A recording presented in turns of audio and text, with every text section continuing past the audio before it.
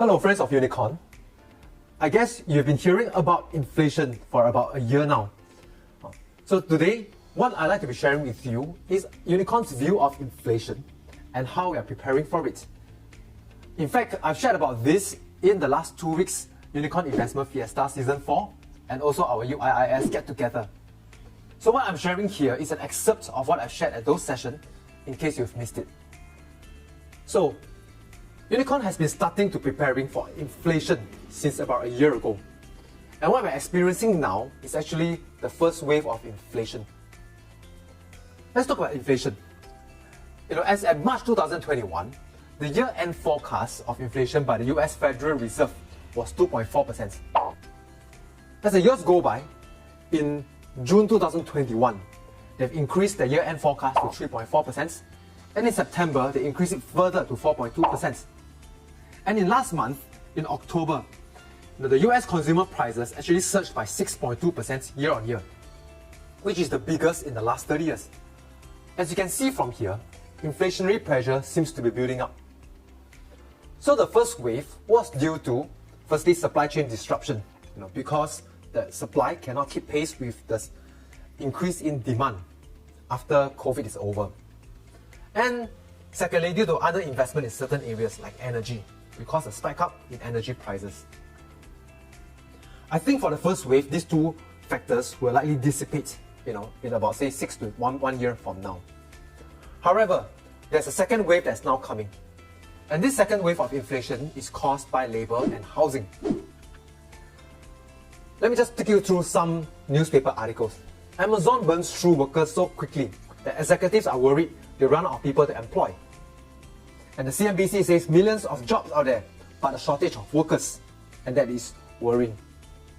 And FedEx, it has to divert packages as labor shortages bites. So as you can see, wage growth has been spiking up. As you can see from this chart, the spike at the right hand side, which is a 4.2% year on year. What is this caused by? Let's now look at this chart. It actually shows the unemployed level and the jobs opening. Okay, the unemployed level means the people who are looking for jobs today. And jobs opening is how many jobs there are available. So right now, it's the second time in the last 20 years where the jobs opening level has gone beyond the unemployed level. What it means that is for every unemployed people today, there are about 1.3 to 1.4 jobs opening. In other words, if all the unemployed people are employed today, there are still shortages of employees. And the gap today is at 2.4 million. Before the COVID, the peak was actually at 1.5 million, back in November 2018. And hence now we are facing the highest gap ever. Let's look at the underlying reason to see if this is transitory or is it more permanent. Okay, so the first reason of this labour shortage is actually called the participation rate. Because as you can see on the right hand side of the chart, the labour participation rate has fallen off after COVID.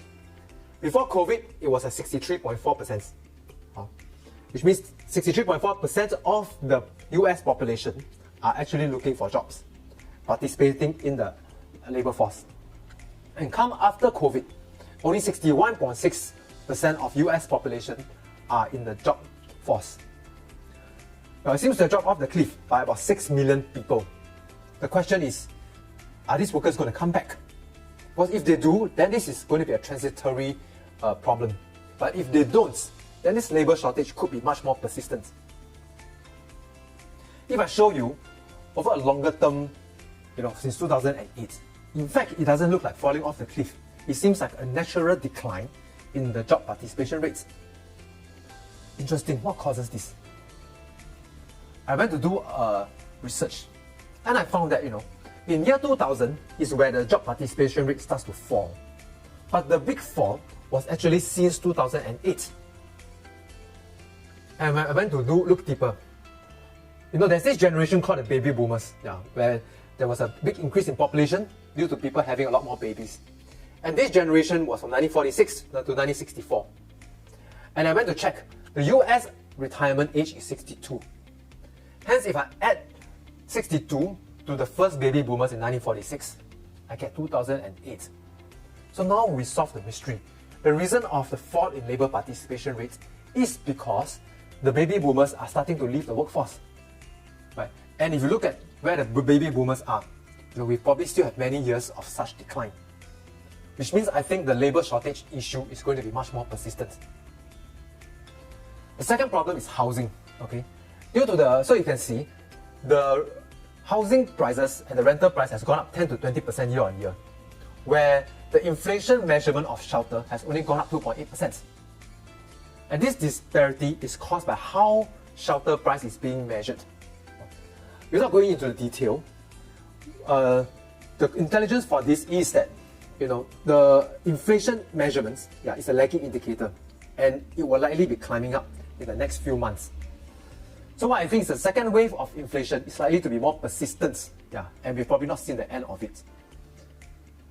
So generally when inflation picks up, the worry is the central bank will usually increase interest rates to curb inflation.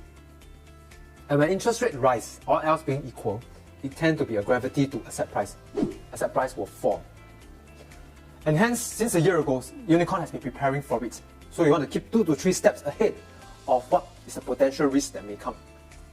Okay, so firstly, we have our default position for our portfolio is about 50% in capital preservation, which are things like gold, cash and bonds, and 50% in equities. In July this year, we've actually reduced our equities exposure by 10% and keeping more cash. This will give us the advantage of having more cash to be buying into good assets if prices were to fall due to heightened inflation and interest rates. Secondly, we continue to maintain 10 to 20% of gold in our portfolio because gold historically tends to be a very good inflation hedge. And thirdly, we are buying companies that are very suitable for inflation. And what are they? Let me quote Warren Buffett. Okay, so he mentioned that in the inflationary times, we must look for these 2 characteristics in company, otherwise they will get killed. First is they must be able to increase price without a significant loss of per unit sales or market share. And secondly, they have low capital requirements, which means they can produce a lot more without having to buy a lot more machine and equipment. This means it can continue to raise price without a big increase in cost. And for such company, in fact, inflation could be a friend rather than an enemy. So these are the sort of companies which we are looking for, or funds, to put in your portfolio. And lastly, it's really a good financial plan, which I'm sure for all of your financial consultant has done a personalized financial plan for you. And this will ensure your internal economy continue to stay very stable as the external economy changes, such that we can ride through whatever volatility very smoothly for all of you. Okay, so that's what I'd like to share about inflation today. So I hope now you have a peace of mind as you see inflation risk being shown up in the headline news. And hence we can be having this smooth and successful investment partnership together. So as we're getting close to the end of the year, the festive season is coming. I'd like to wish you all a very happy festive season ahead. Thank you and bye.